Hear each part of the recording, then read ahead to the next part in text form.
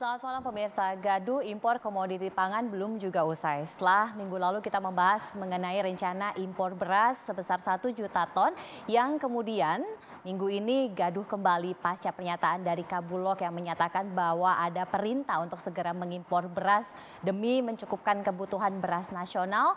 Kali ini impor garam pun juga masih menuai pro dan kontra. Bagaimana tidak, besarannya seperti yang tadi juga sudah Anda simak, sangat besar dibandingkan dengan tahun-tahun sebelumnya, naik 13,88%.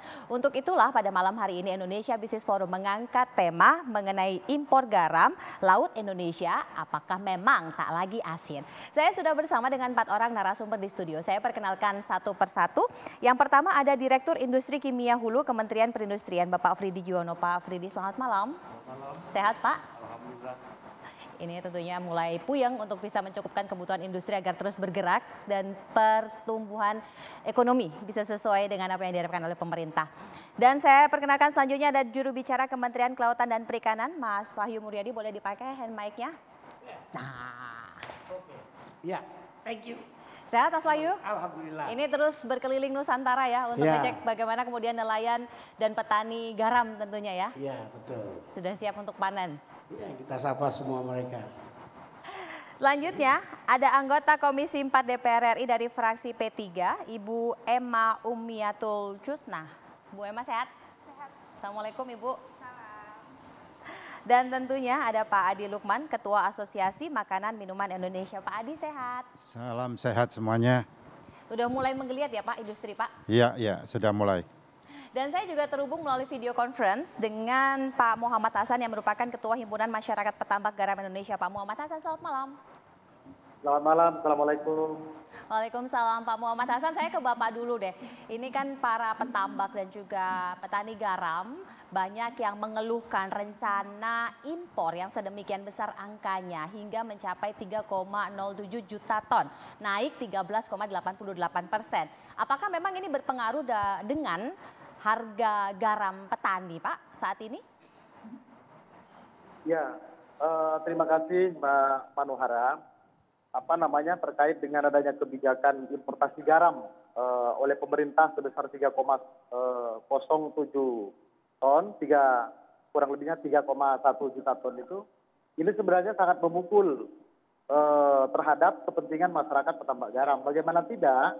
Nah, di musim kemarau saja itu sudah harganya sudah anjlok sampai sekarang, tidak ada kenaikan. Itu karena apa? Pertama adalah pengaruh impor.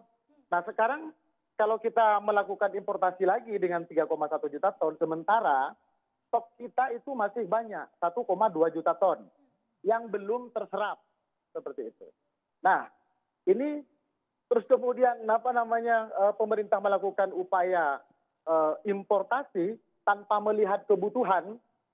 Nah, kalau saya lihat tanpa melihat sebuah kebutuhan yang real, akan tetapi ini melihat sebuah keinginan seperti itu. Nah, ini pengaruhnya terhadap penyerapan dan harga yang anjlok tentunya. Jadi oleh karena itu saya berharap kepada pemerintah ini hendak untuk dikaji ulang seperti itu. Dikaji ulang dan pemerintah harus juga memperhatikan tentang masalah harga dan penyerapan yang hingga saat ini stoknya di ladang-ladang garam rakyat kita masih banyak. Ditambah dengan stok garam PT Garam tentunya seperti itu. Nah ini sangat memukul tentunya Mbak. Kami berharap kepada pemerintah agar menetapkan HPP kan Bapokting harus ditetapkan dulu dalam perpres seperti itu. Nah ini sebagai bentuk perlindungan di dalam memberikan kepastian usaha bagi masyarakat petambak garam.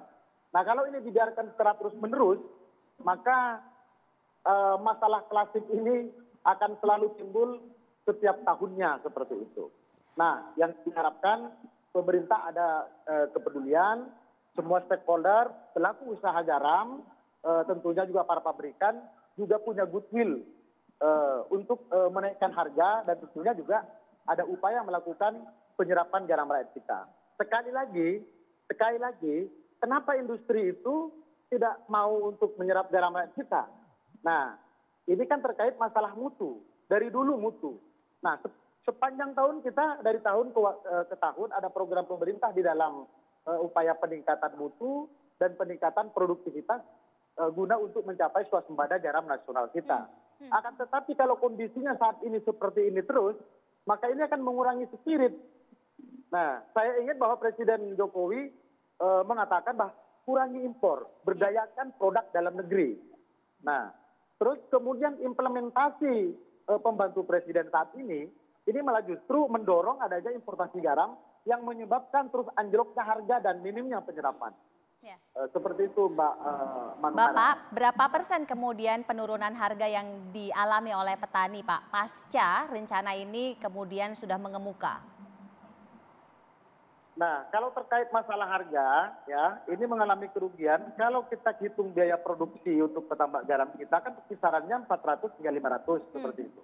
Nah, sementara yang diterima oleh petambak garam kita ini kisaran 300 sampai 350. Oke. Nah, sedangkan di pabrik itu harganya 550 hingga 600 seperti itu. Nah, kenapa alasannya tidak menyerap dengan memberlakukan harga yang murah? Karena kita yakin, Bu, saat ini masih banyak penumpukan stok garam di para perusahaan. Seperti itu. Ini yang harus dilakukan pemerintah untuk melakukan monitoring stok di perusahaan. Nah, sekali lagi, nafas daripada sebuah kebijakan dalam mengambil kebijakan kuota impor itu adalah sebuah data yang akuntabel. Nah, kalau salah data, seperti tahun 2018 kita ingat, pemerintah melakukan importasi garam sebesar 3,7 juta ton. Nah, padahal kebutuhannya tidak sampai segitu. Ya. Nah, ini cilaka 13 ini. Seperti itu. Akan memperburuk suasana kebatinan masyarakat petambak garam kita, Mbak Manuhara.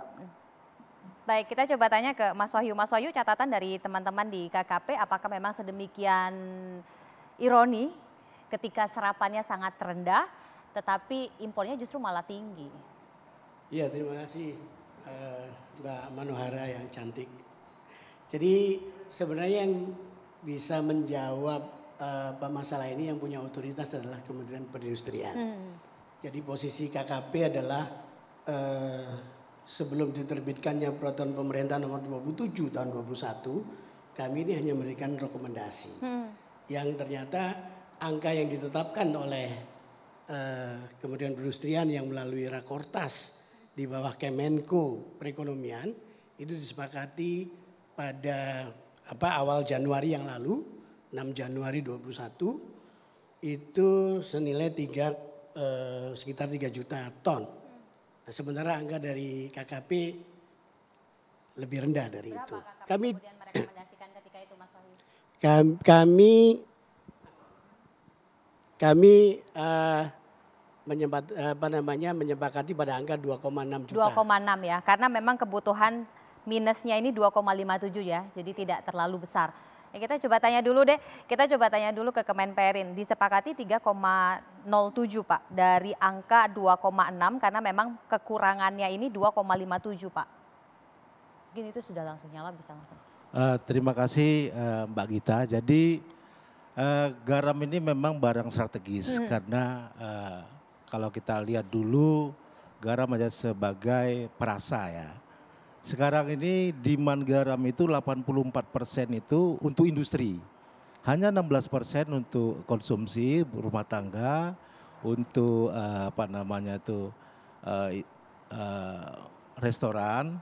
Dan memang dari 84% itu kalau kita lihat kebutuhan nasional tadi sampaikan 4,6 juta ton, itu 53% itu industri kimia.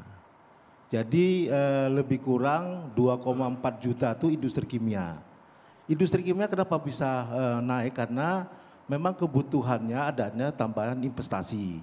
Kita melihat bahwa kebutuhan hampir di ruangan ini saja, ini kan kebutuhan akan bahan kimia khususnya yang berbasis garam itu seperti PVC, pipa dan kemudian di sini banyak berbarang plastik. Itu memang membutuhkan garam. Jadi dari klor itu. Kemudian apalagi, kemudian aneka pangan. Aneka pangan nanti bisa dijelaskan oleh Pak Adi karena memang ada kekhususan. Jadi sebagian memang aneka pangan itu bisa dari garam lokal. Memang ada sebagian besar lagi memang harus impor karena ada batasan-batasan impurities yang harus dipenuhi. Jadi kenapa itu meningkat? Karena memang proses untuk garam ini ditetapkan di rapat di Menko adalah dilakukan audit, dilakukan verifikasi ke industri penggunanya. kemudian juga diaudit di pasarnya penggunanya. Jadi prosesnya cukup panjang sehingga ditetapkanlah angka yang tadi 3,07. Itu juga angka yang dari BPS. Jadi perindustrian dengan BPS hampir sama angkanya sebenarnya. Mungkin itu Bu Gita. Jadi untuk memenuhi kebutuhan apabila itu terjadi lonjakan akibat meningkatnya Iya, kebutuhan. meningkatnya kebutuhan industri. Bagaimana kemudian catatan dari DPR berkaitan mengenai pengawasan? Saat lagi kita akan lanjutkan, tetaplah di Indonesia Business Forum. Ada harapan besar agar hasil dari petani ini bisa terserap oleh industri. Tetapi memang kebutuhannya besar tadi disampaikan oleh Kemenperin. Nah, apa sih sebenarnya kendala selama ini yang dialami oleh industri untuk bisa menyerap seluruh dari hasil petani tambak ini, Pak? Mungkin Pak Adi bisa jelaskan nih lebih lanjut. Oke, baik Mbak Manohara. Jadi yang paling penting bagi industri itu adalah mutu sesuai dengan kebutuhan industri. Industri itu sangat jelas sekali mulai dari kadar NaCl minimum 97, yang juga kontaminan-kontaminan lainnya. Ada kadar Ca, kadar magnesiumnya, SO4-nya, semua ini harus sesuai dengan kriteria industri. Karena kita dituntut untuk membuat produk yang baik dan masa simpannya lama. Kalau kontaminannya banyak kemudian tidak menghasilkan produk yang baik, tentunya akan kalah bersaing kita dengan negara-negara lain. Nah, ini kuncinya di sana. Oleh sebab itu saya selalu katakan bahwa petani itu kalau bisa bikin garam yang bagus, harga kita atur supaya petani itu untung gitu ya. Tapi yang paling penting kualitas itu sesuai sehingga tidak terjadi kehilangan. Jadi dari asal-asalan kalau dicuci garam itu hilangnya luar biasa. Misalnya KW3 mungkin Mas Muryadi tahu ya bahwa KW3 kalau diolah jadi KW1 aja itu hilang bisa 40% lebih gitu. Nah, lossnya luar biasa, belum ongkosnya mahal dan lain sebagainya. Itu kan sayang gitu. Sama-sama kerja tapi kalau bisa menghasilkan yang baik tentunya akan lebih baik lagi gitu ya. Nah, bagi industri makanan minuman sebetulnya kebutuhan garam itu import itu nilai uangnya itu kecil. Hanya sekitar 19 juta US dollar. Tapi ekspor industri makan minuman itu 31 miliar US dollar. Bayangkan, kita hanya butuh sedikit tapi kita menghasilkan nilai tambah yang besar. Nah, kalau petani-petani bisa bekerja sama menghasilkan yang sedikit ini dengan kualitas bagus, saya yakin kita akan bisa menyerap ini. Nah, kebetulan 2 hari yang lalu dengan Pak Afridi kita diskusi dengan PT Garam. PT Garam sudah mendapat penugasan untuk yang proyek yang di Gresik ya Pak Fridi ya. Jadi itu baru menghasilkan 40.000 ton. Masih jauh, kebutuhan kita 600.000 lebih. Kira-kira 612.000 ton tahun 2021 ini. Nah, kalau 40.000 mudah-mudahan ada proyek-proyek yang baru lagi dari PT Garam yang bisa menghasilkan, kalau ada 10 ya udah 400.000 lumayan gitu. Tapi kan ini butuh waktu karena PT Garam baru 1 tempat ya. Saya dengar akan ada 2 dan seterusnya. Nah, mudah-mudahan ini bisa meningkat mutunya, kemudian kita bisa menyerap dan ini akan lebih baik bagi Indonesia juga gitu.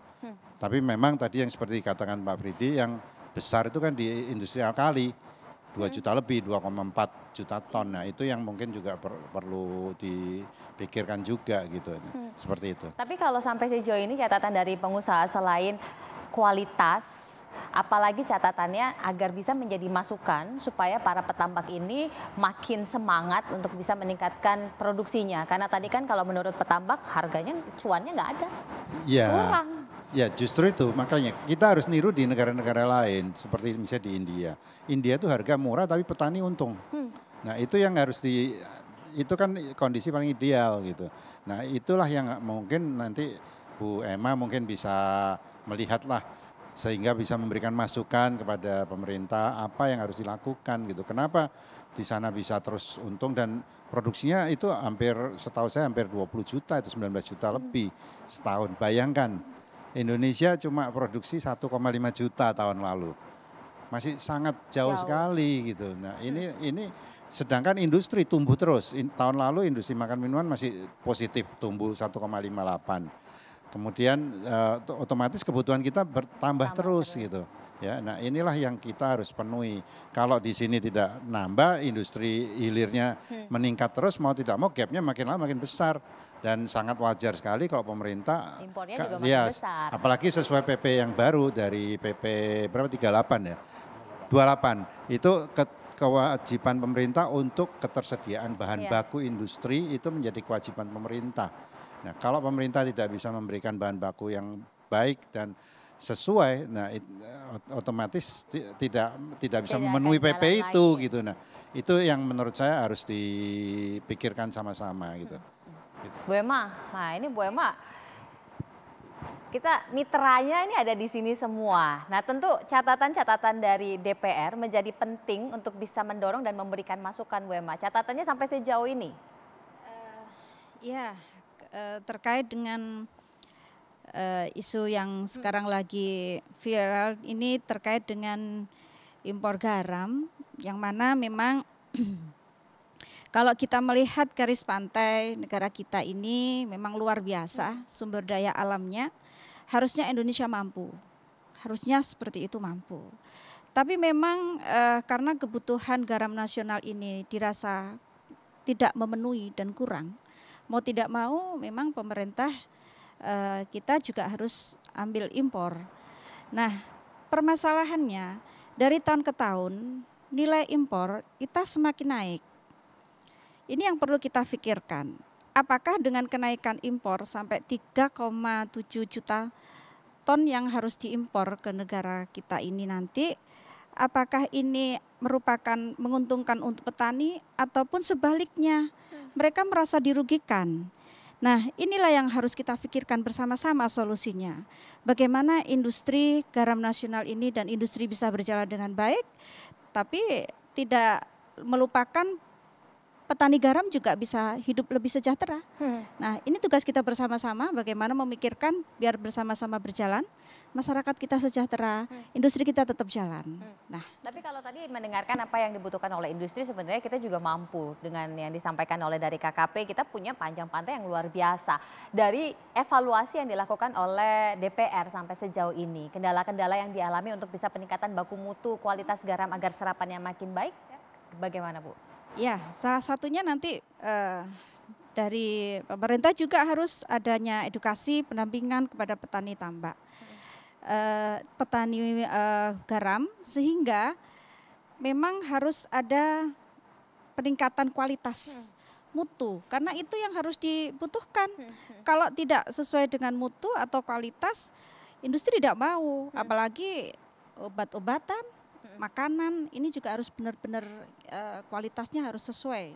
Nah, untuk itu tugas pemerintah juga harus bagaimana mengedukasi petani garam kita supaya bisa memproduksi garam sesuai dengan kualitas yang diinginkan oleh produksi. Industri juga. Nah, ini juga dari KKP nanti juga bisa. Saya yakin SDM dari KKP ini luar biasa, ahli-ahli teknologi untuk bagaimana garam ini bisa menjadi garam yang bermutu. Nah, lagi-lagi nanti juga kami ini atas nama dari Komisi 4 juga kami akan menyuarakan untuk anggaran juga ditambah sehingga nanti bisa meningkatkan kualitas dari produksi garam, petaninya juga maju, sejahtera, industrinya juga tetap berjalan dengan baik. Lalu sampai sejauh mana sebenarnya kemudian KKP mengupayakan edukasi agar kualitasnya ini terus meningkat dan tidak ada lagi keluhan bahwa serapannya masih belum tinggi. Sesaat lagi kita lanjutkan, tetaplah di Indonesia Business Forum. Sebelum saya ke KKP, ada Mas Wahyu yang sudah siap menjelaskan seperti apa kemudian upaya yang sudah dilakukan. Saya tanya dulu Pak Hasan. Pak, sampai sejauh ini apakah edukasi yang diberikan ini cukup bermanfaat dan dirasakan hasilnya oleh petani garam, Pak? Baik, Mbak Manuhara.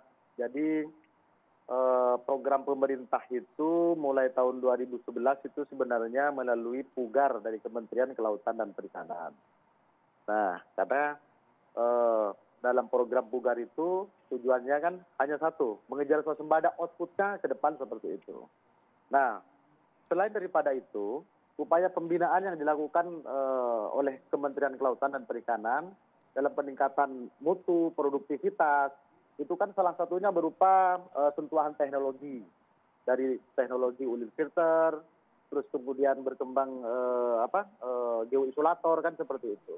Semua upaya-upaya yang telah dilakukan oleh pemerintah itu tidak lain adalah untuk meningkatkan mutu dan produktivitas kan seperti itu.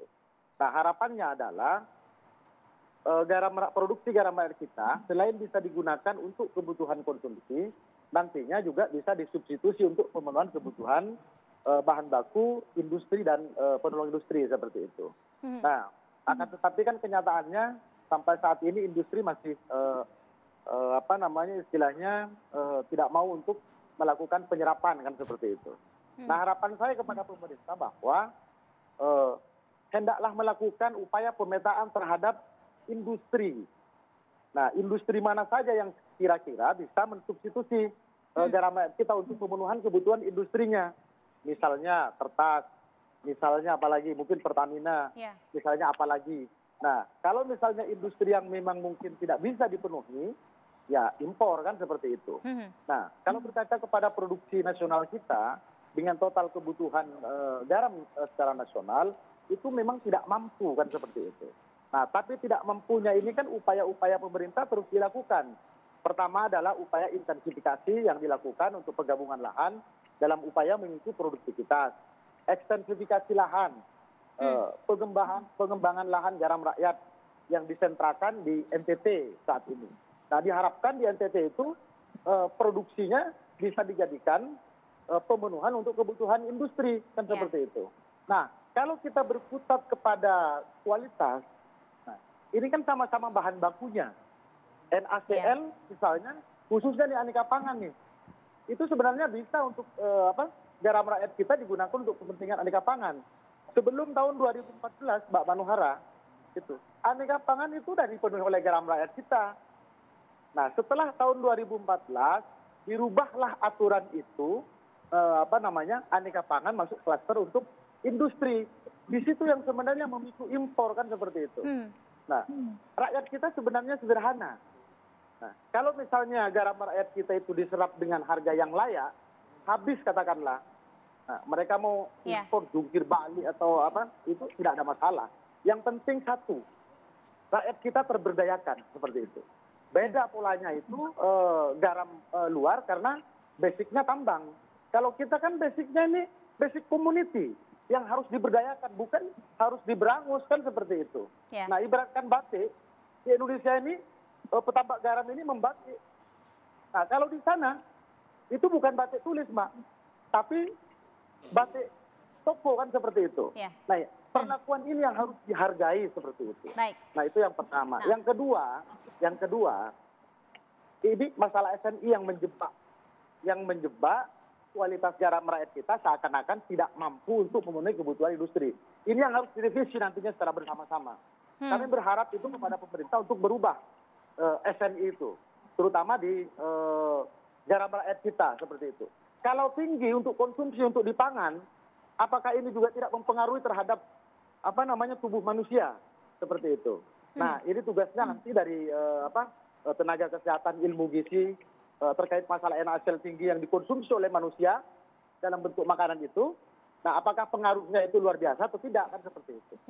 Nah sedangkan di kodeks sendiri Pak, di kodeks sendiri itu untuk pangan internasional itu 97 tidak mengisyaratkan daripada magnesium berapa, terus BE-nya berapa. Nah di sini yang mengunci sehingga produk garam rakyat kita itu tidak mampu untuk memenuhi kebutuhan industri khususnya aneka pangan. Tapi sekali lagi, nah tidak ada yang tidak bisa. Jadi upaya pemerintah untuk mendorong peningkatan mutu selain eksperimentasi, integrasi, itu mungkin berupa sentuhan teknologi seperti itu. Nah ke depan kita berharap bahwa ada add value kalau sudah pemerintah mendorong, misalnya ada washing dan segala macam itu ada add value di pasar petambak garam kita. Tapi untuk jangka pendek, kami berharap pemerintah itu komitmen itu untuk menentukan HPP. Dalam menentukan HPP, pemerintah tidak bisa kalau misalnya garam tidak masuk ke dalam barang penting, barang pokok dan barang penting. Ini yang kami tunggu-tunggu. Nah, kita koordinasi dengan Kementerian Kelautan, Kemenkomar, katanya menunggu. Sampai kapan? sampai masalah ini berlalu terus kan seperti itu. Ya. Nah artinya komitmen pemerintah ini setengah-setengah dalam mengawal dan melindungi kepentingan masyarakat petambak garam, Mbak.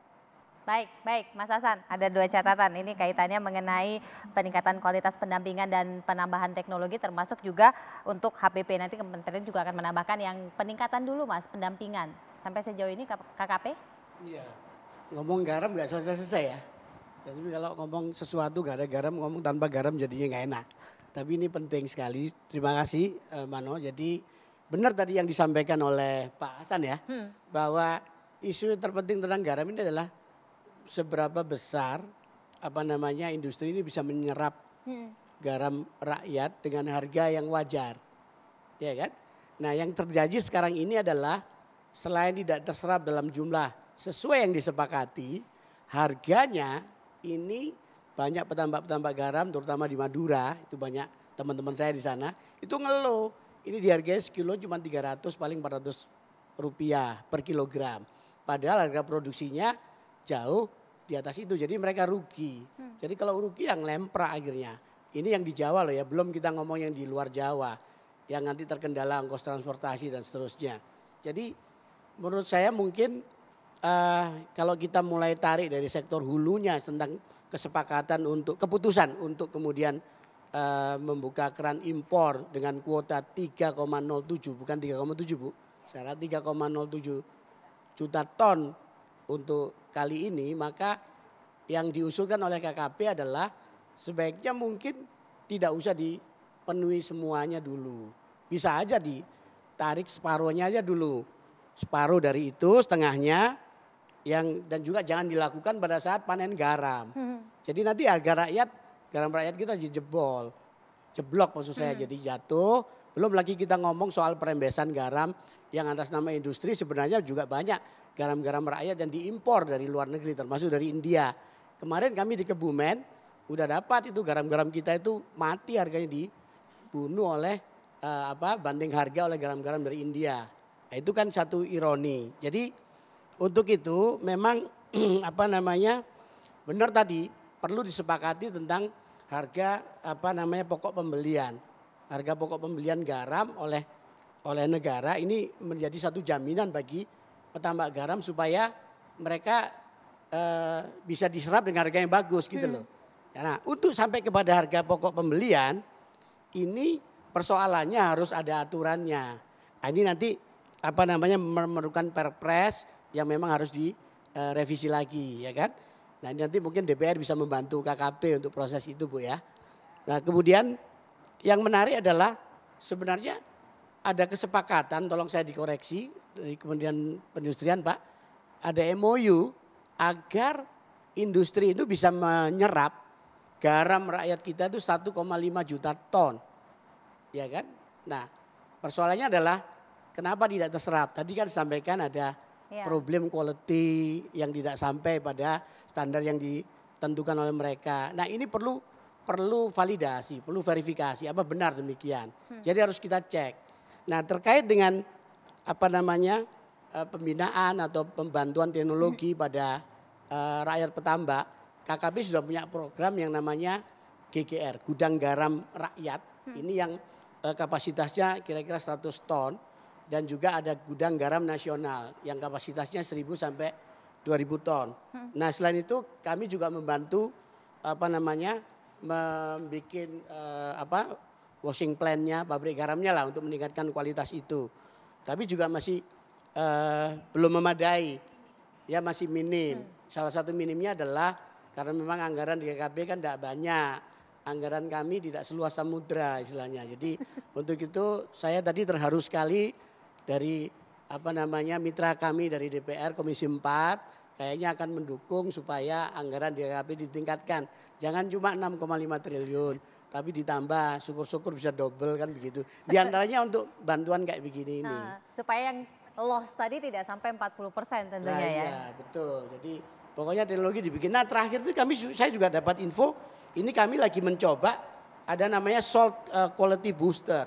Jadi untuk membooster dari kualitas garam kita yang bisa menghasilkan NaCl sampai 99% Pak.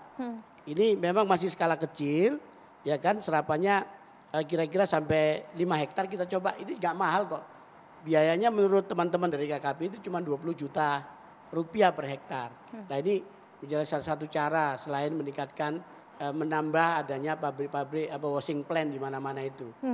Begitu, Pak. Nah ini ke Kemenperin. Pak, ada catatan-catatan termasuk juga HPP, tata niaga itu sendiri. Nah Kemenperin pengawasannya sampai sejauh ini seperti apa? Karena masih ada rembesan-rembesan, Pak. Terima kasih Mbak Gita. Jadi yang pertama kaitan dengan MOU. Memang benar Pak Wahyu ya, kita tahun lalu itu ada kesepakatan sebesar 1,2 juta ton kita serap garam dari rakyat. Dan MOU ini mungkin ya langsung salah satunya Pak Hasan, Pak Jafar Sodik itu termasuk ya yang nandatangani MOU gitu loh. Jadi 1,2 tahun lalu, tahun ini memang kita tingkatkan menjadi 1,5. Jadi penyerapan itu terus kita lakukan. Kenapa? Karena kita harapkan selain mengimpor, processing ini juga bisa menyerap garam rakyat. Ini yang keseimbangan ini kita jaga. Cuman masalah harga memang tidak ditetapkan. Ini mekanisme pasar. Ini yang mungkin tadi catatannya dari Pak Hasan, kenapa tidak ditetapkan? Memang ada peraturan dulu yang bisa menetapkan karena ini barang pokok penting sehingga harga ditetapkan. Apakah itu nanti mau direvisi kembali? Prinsipnya kalau dari industri, kepastian harga itu juga kita mungkin tidak ada masalah. Sepanjang memang itu pemerintah sudah tetapkan harganya sekian. Ya, regulasi itu ya, tetapi kalau mekanisme pasar ya tetap aja industri akan mencari harga yang paling murah, kompetitif lah. Nah ini yang mungkin yang kami siap saja untuk tadi kalau diregulasi dengan adanya penetapan harga ataupun bagaimana sebaiknya ini kita sama-sama bagaimana bisa menyerap garam dari lokal. Dan industri sangat senang sebenarnya kalau garam itu lokal. Karena kita semakin memperkuat struktur industri kita. Tapi memang tadi pelaku seperti tadi Pak Adi sampaikan, memang problemnya kita kan di standar kualitas. Nah ini yang mungkin tugas sama-sama lah, KKP sudah ada program Pugar, udah ada GGN, kita penyerapan juga kita lakukan melalui GGN Pak. Jadi GGN itu mencatat yang menyerap itu siapa dan kalau bisa memang kita lakukan di gudangnya GGN sendiri ngambilnya. Supaya sama-sama terikot dengan baik, ini yang dan harganya mungkin bisa tercipta dengan baik. Jadi prinsipnya kita support lah dari kementerian untuk bagaimana semua industri terjamin kualitasnya dan kuantitasnya dan rakyat juga bisa sama-sama happy. Intinya Pak, itu untuk kekhawatiran rembesan-rembesan garam yang tidak semestinya Pak. Sebenarnya mungkin kalau garam impor itu harus diprosesing. Jadi tidak langsung bisa dipakai oleh di pasar. Ya. Nah kita juga belum tahu apakah itu benar informasi seperti itu. Memang harus bisa kita selidiki lebih, investigasi. Karena ini kan menyalahin aturan juga kalau mereka itu garam impor langsung dilempar ke pasar. Karena harus diproses seperti itu. Karena juga bisa beresiko terhadap kesehatan ya Pak ya. Iya. Usai jeda kita akan lanjutkan seperti apa regulasi yang bisa didorong untuk bisa diupayakan agar petani pun senang, industri pun bisa menyerap semua garam yang dihasilkan oleh petani garam Indonesia. Sesaat lagi, tetap di Indonesia Business Forum. Perlu adanya dorongan regulasi, kita tanya DPR dulu sebelum nanti ke Pak Adi. Bu, gimana Bu DPR mendorong supaya ini HPP-nya jelas diatur? Ya, terkait dengan regulasi. Regulasi tentunya harus kita rubah, kita evaluasi terkait dengan tata kelola garam. Selama petani kita produksinya hanya belum bisa memenuhi standar jumlah dari kebutuhan industri, juga kualitasnya yang kurang, maka kita harus memikirkan bagaimana petani itu sejahtera dengan regulasi yang harus diatur, yang harus dirubah sehingga mereka juga harganya juga tidak rugi. Yang selama ini memang harga produksi dengan harga di pasar yang untuk jual beli garam sangat rendah, memang di bawah Rp500 per kilo. Sedangkan biaya produksinya di atas itu, untuk itu perlu diatur. Kalau dari Menperindak kan menyesuaikan aja, kalau regulasinya ada pasti akan melaksanakan itu dengan baik. KKP pun juga berharap demikian. Siap, seperti itu. Jadi nanti tetap pemerintah akan kita dorong untuk tata kelola niaga garam supaya bisa diatur kembali atau dievaluasi sehingga bisa tidak merugikan masyarakat tentunya. Itu mungkin. Termasuk untuk upaya peningkatan pengadaan washing machine tadi agar bisa meningkatkan kualitas, ini seperti apa kemudian Komisi 4 mendorong ya Bu? Iya. Ya, pastinya kita dorong karena kebutuhan akan peningkatan itu juga tidak membutuhkan biaya yang sedikit.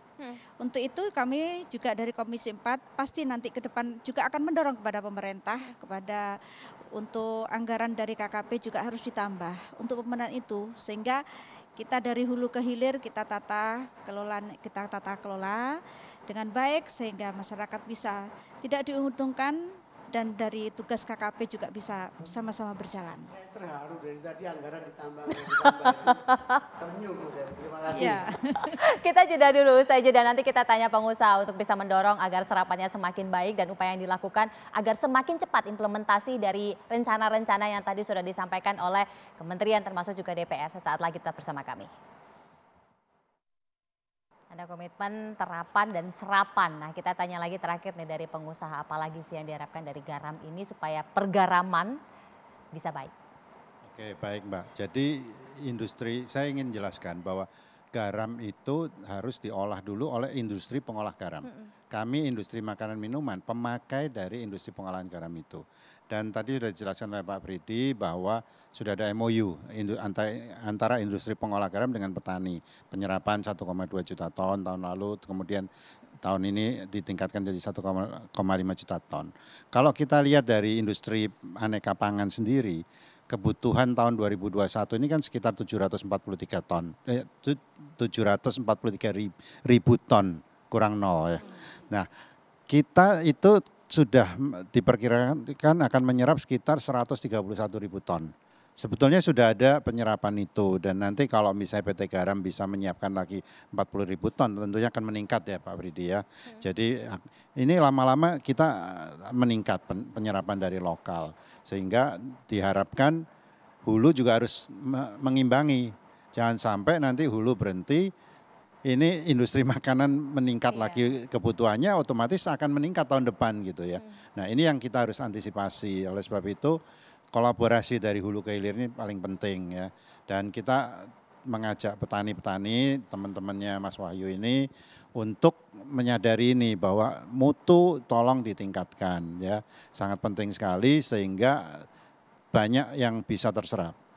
Kalau sekarang dikatakan banyak stok yang ada belum terserap, saya agak khawatir ini adalah garam-garam yang tidak memenuhi kualitas, yang sulit diolah juga, lokasinya juga jauh dan lain sebagainya. Nah ini mungkin usulan saya adalah pemetaan ya. Mas Wahyu mungkin melakukan pemetaan dari di mana lokasinya apa dan lain sebagainya, kualitasnya seperti apa sehingga kalau memang itu benar garam bisa diserap, saya akan mendorong industri pengolahan garam untuk menyerap ini gitu. Sehingga akan tidak ada yang terbuang lah, kira-kira seperti itu ya. Baik. Ya. Baik, terima kasih Pak Adi. Sepertinya saya harus akhiri sampai di sini Bapak Ibu sekalian karena waktunya sudah habis. Mudah-mudahan saja ketentuan regulasi mengenai tata niaga garam ini bisa segera ditelurkan agar HPP bisa segera disepakati, petani bahagia, industri pun bisa menyerap semuanya dan kita semua bisa menikmati garam lokal ini berjaya di negeri dengan panjang pantai yang panjang ini. Saya akhiri, terima kasih Mas Wahyu, terima kasih Pak Fridi, terima kasih Pak Andi, terima kasih Bu Emma dan juga terima kasih Pak Hasan. Saya Brigita Manohara pamit, selamat malam, sampai jumpa.